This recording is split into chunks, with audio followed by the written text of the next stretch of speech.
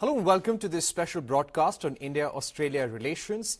India and Australia are trying to elevate their trading partnership by signing the CECA, or the Comprehensive Economic Cooperation Agreement.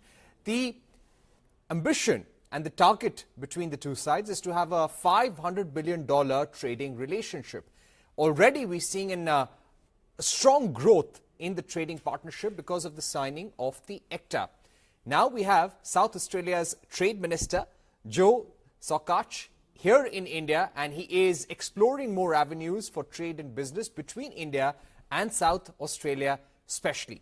Now, just for context, South Australia has more than 40,000 Indians living and working there. There are 15,000 Indian students in South Australia. There are more than 300 defence companies present in South Australia as well. 80% of Australia's premium wine making, 60% of Australia's critical mineral reserves are found in South Australia.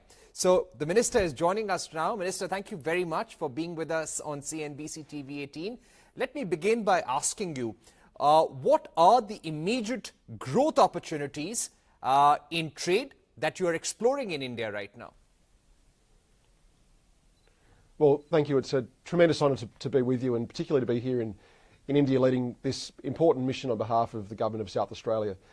Look, South Australia sees a significant amount of potential in the bilateral relationship between Australia and India, particularly the strength of the person-to-person relationship. As you said in your introductory remarks, the diaspora of India in Australia is significant, it's growing, and it's very important.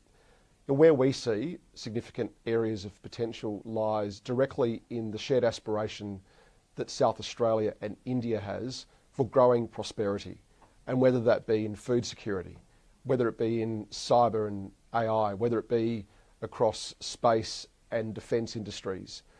Also when it comes to technology exchange, the great bridge between our two nations is people and education.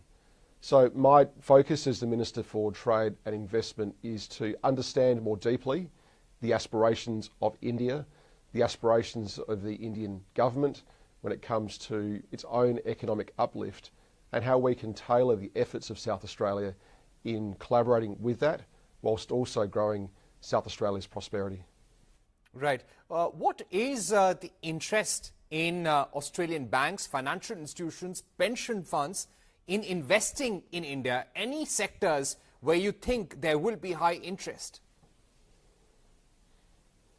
Look, I think the growth in India is phenomenal, and particularly the efforts that the Indian government is making into sustaining that growth, both through lifting wages, through growing the middle class, but also directly investing into major and significant infrastructure.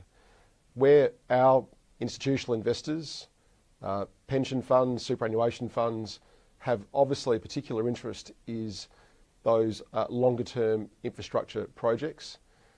Australian institutional investors have a very long-term focus around security, and I see a great deal of work being undertaken by the Australian government, and particularly in respect to the ECTA and the CECA, how that can open up further collaboration for two-way investment.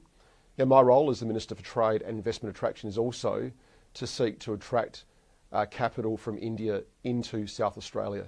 And it's really tailoring the offerings that our local businesses have, particularly in critical minerals and the critical supply chain associated with those critical minerals, tailoring those in for Indian investors and demonstrating the great place that South Australia is for that investment. Sound, strong democracy, the fastest growing economy in Australia, and a government which is deeply connected to ensuring that our policies fit with those needs of investors. Right. Minister, I'd also like to ask you, when you speak about having greater investments from India to South Australia, which are the sectors where you are hoping to attract those investments in Australia? What are the kind of companies that you are in talks with in the Indian side? And are there certain investments which may work out or fructify in the coming months? I've been very pleased with the engagement that I've had whilst leading this mission. I've engaged directly at the highest board levels. In fact, the chairman of Tata as an example, Mahindra, levels of both private industry as well as government. The firm takeout for me is the diversified approach that major Indian conglomerates have, whether it be through tourism investment, through hotels, through direct investment into South Australia's renewable and decarbonisation agenda, or the very firm attention that I'm paying to supporting and growing direct flights from India to Adelaide. They're the types of investments that I'm hearing from Indian investors that they're after. Of course, South Australia has a very proud history when it comes to renewable technology and decarbonisation. By 2027, we will have 100% of our energy needs produced by renewable sources, largely wind and solar. So we lead the globe, lead the world in this initiative. We're now investing heavily in the next phase of that through hydrogen, green hydrogen, and decarbonisation. That's an agenda that I see firmly attended to here in India, and investors are particularly keen on collaborating with the tech and opportunities that we have in South Australia to further their own aspirations. Right. Now, when it comes to the strategy for de-risking, clearly we have a situation where there is going to be a trade war between US and China. Donald Trump, the new president, has made that clear. There is a feeling among analysts that this will lead to further de-risking from China, and countries and companies would like to invest more in places like Vietnam, Cambodia, and even India for that matter. So how strongly do you feel Australian companies would like to consider India as a destination, and do you expect heightened activity in this sphere now? Look, the focus of South Australia, and particularly in a broader Australian agenda, is to solidify and grow those relations with our trusted partners in the region. We've seen quite extraordinary growth through the relationship that we are forging through the Quad, a very important strategic partnership of which India and Australia play a critically important role. Also, when it comes to supply chain security, South Australia sees our role as critical in developing and supporting the own sovereign capability of India. South Australia has the most important and diverse reserve of magnetite, the ore future and the ore that is critical to decarbonised steel. We have copper, we have lithium reserves across Australia, and we're very focused on developing our capability, certainly developing our onshore processing, but particularly with an emphasis and an eye on the end user needs of Indian manufacturers, Indian advanced manufacturers, as we really seek to collaborate more in what is and a more uncertain world.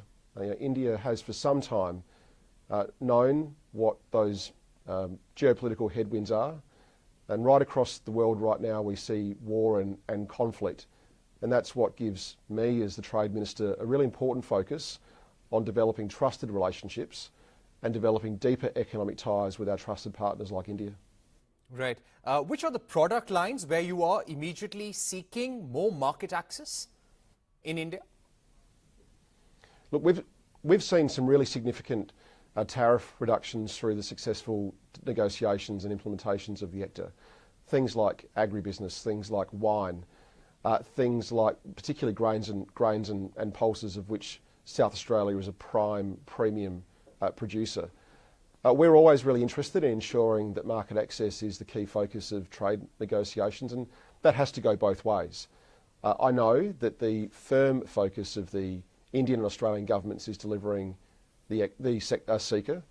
I've met with Minister Goyal in Adelaide, and his particular ambition for the growth of two-way trade between India and Australia is inspiring. And it's through that mutual commitment to trade and mutual commitment to using trade as a way to increase the prosperity of our citizens that I have every faith that where there is market access to gain or market access to improve, that both governments will be firmly focused on that. Right. My final question would be, what more can India do in terms of making it easier for Australian companies to invest here, and also for Indian companies to go ahead invest in Australia as well? If there were certain ease of doing business measures or regulatory measures which need easing here in India, what would those be? Look, South Australia is a place where we pride ourselves on the ease of doing business. In fact, the Business Council of Australia has recently found that South Australia is the best place to do business in South Australia. My word of encouragement to Indian business, Indian government, is to really dedicate some time to delegations and to travelling. That's my firm focus. I want to be here in market.